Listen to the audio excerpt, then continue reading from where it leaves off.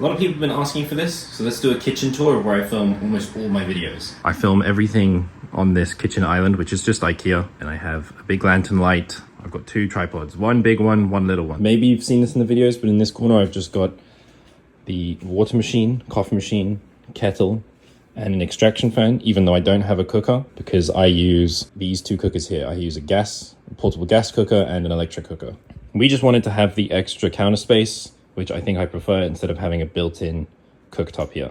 And of course we've got the sink, drying rack, fridge where I keep some notes and some quick recipes. And then the most recent addition is this wall rack.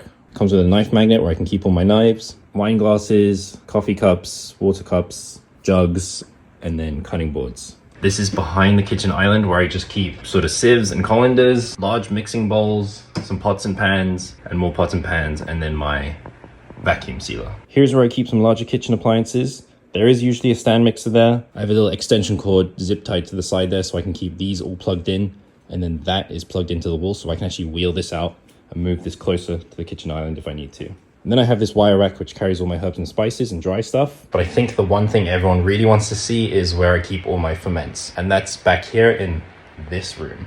This is a really small room and it's quite messy because it's also where I keep my recycling and also just random storage. But if I turn this around, you'll see where I keep a lot of my ferments. This is the fermentation corner or shelf. We've got some hits here like the green plum chung. This is lemongrass soju, fermented garlic stems in the back there. This is the ginseng honey, which is doing great. Salted lemons. I also have this thermostat here, which tells me the temperature and the humidity. And I've got a couple more things down here, but this is empty.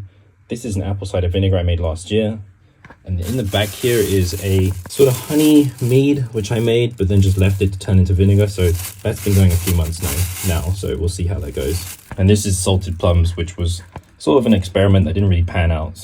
But I've just left it there. But it seems to be doing all right. There's no mold or anything in there.